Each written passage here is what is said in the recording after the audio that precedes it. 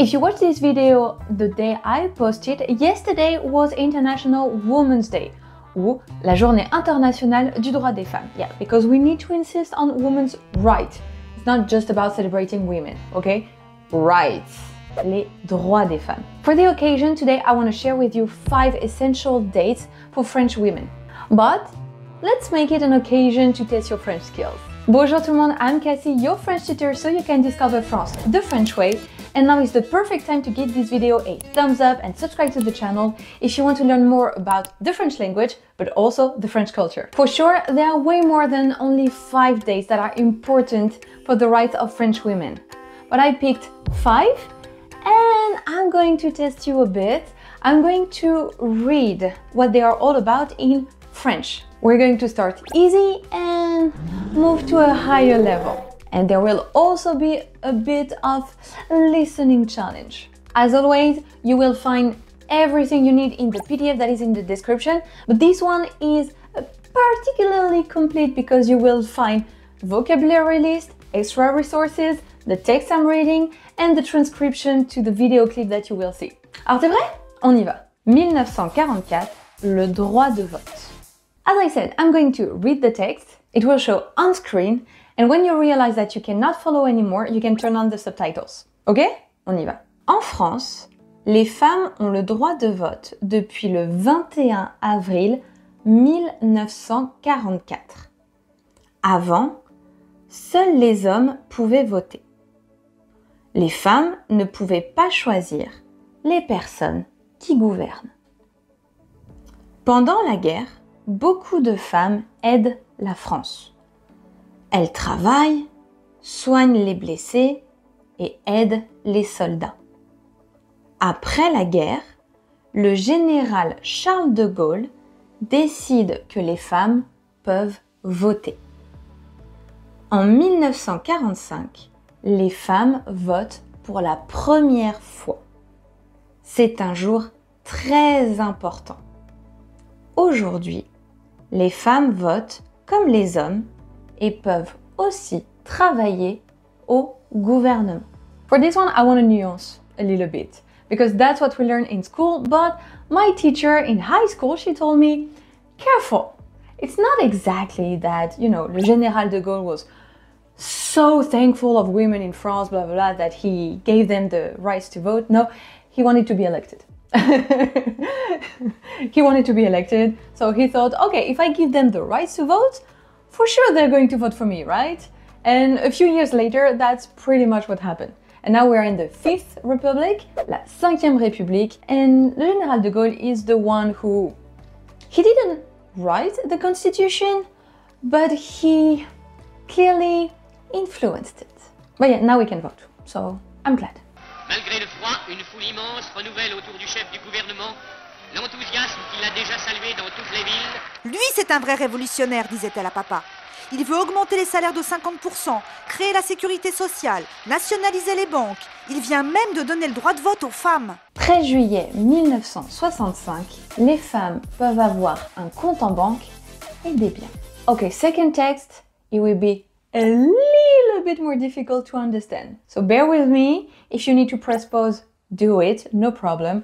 I'm going to read. Avant 1965, les femmes mariées en France ne pouvaient pas travailler ou gérer leur argent sans la permission de leur mari. Par exemple, si une femme voulait ouvrir un compte en banque ou signer un contrat, elle devait demander l'accord de son mari. En 1965, la loi change. Les femmes peuvent choisir leur travail et garder leur argent sans demander à personne. Elles ne sont plus considérées comme des mineurs, mais des adultes responsables. C'est une grande avancée pour l'égalité. Aujourd'hui, les femmes peuvent décider de leur carrière et gérer leurs biens comme les hommes. Mais cette liberté est récente et il est important de s'en souvenir pour continuer à la défendre. Okay, that is in the law. It doesn't mean that all women in France or elsewhere have a bank account. It really depends on the dynamic in the family, the relationship. Not all women are independent, but it is, as I said, written in the law, and it is a major, major progress. Can you realize though that it was only in 1965 in France? It still blows my mind. Un projet de réforme sur les régimes matrimoniaux sera présenté à l'Assemblée nationale tendant à faire de vous l'égal de l'homme. Bien madame, il faudrait que vous nous présentiez une carte d'identité et une autorisation maritale, à moins que vous soyez femme séparée. Sachez que cette autorisation ne sera plus nécessaire et que le nouveau régime matrimonial permettra aux épouses d'ouvrir un compte en banque sans l'autorisation de leur conjoint. 1965, la loi Veil. Ok, we keep going. All right, bear with me, it will be a little bit more difficult. Again. Avant 1975, les femmes en France ne pouvaient pas avorter. C'était interdit par la loi. Les femmes qui voulaient interrompre une grossesse devaient aller dans un autre pays ou le faire en secret. Cela était très souvent dangereux pour leur santé. Mais en 1975, la loi Veil change tout. Simone Veil, ministre de la Santé, défend cette loi avec beaucoup de courage. Elle explique que les femmes doivent pouvoir choisir ce qui est le mieux pour elles. Après de longs débats, l'Assemblée nationale accepte enfin. Grâce à cette loi, les femmes peuvent avorter légalement et en sécurité. C'est une grande victoire pour leur droit et liberté de décider de leur corps, mais il y avait des conditions. Ce n'est que plus tard que ce droit a été étendu. So, of course, Simone Veil, even though she is so important in the history of French women's rights and French history in general, she did not do it alone. Before her, plenty of women fought for this right. I can think of Gisèle Halimi, for example. To be fair, she deserves an entire video just for her story. That was incredible. But anyway, Simone Veil is the one who defended that law, who presented it, talked about it in l'Assemblée nationale, so the low chamber of the parliament, though in France the most important. But she didn't do it alone, and it was restricted. But a major first step. Je le dis avec toute ma conviction, l'avortement doit rester l'exception, l'ultime recours pour des situations sans issue. Je voudrais tout d'abord vous faire partager une conviction de femme. Je m'excuse de le faire devant cette assemblée presque exclusivement composée d'hommes. Aucune femme ne recourt de gaieté de cœur à l'avortement. Il suffit d'écouter les femmes. C'est toujours un drame. 2002, le droit des femmes de donner leur nom de famille. So how are you doing so far? Tell me in the comments. And we continue. Avant 2002, en France, un enfant recevait automatiquement le nom de famille de son père. La mère ne pouvait pas choisir de donner son nom à l'enfant. Mais le 4 mars 2002, une nouvelle loi change cela. Maintenant, les parents peuvent choisir le nom du père, le nom de la mère ou les deux noms avec un tiret. Cette loi, elle est importante pour l'égalité.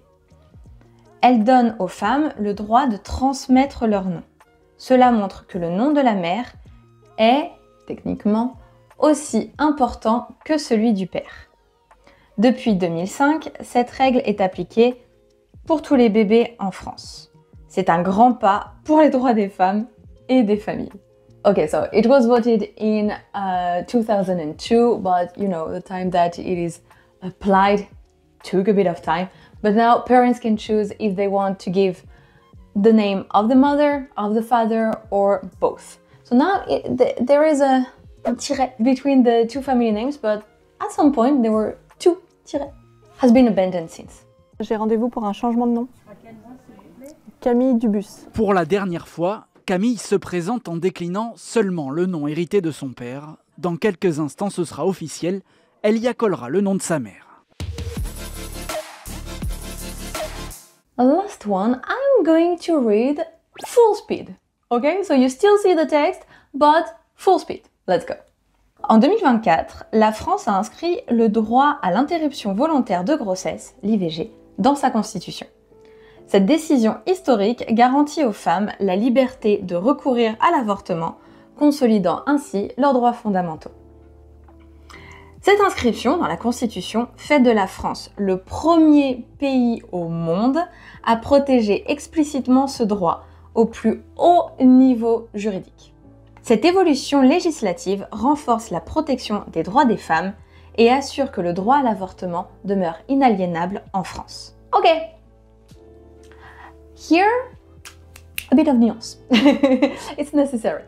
What is now in the Constitution, and don't get me wrong, it is huge, major, but it is the freedom to abort, not the right to abort. And it is extremely different because the right would mean that the government or, the administration or whomever takes care of that needs to provide the means or the possibility to abort. But here in the Constitution, in the text, what is written is la liberté d'avorter, so the freedom. So you won't be a criminal if you do so, but it doesn't mean that you will find the ways to do so. It is very different, especially if at some point the government turns, Roman salute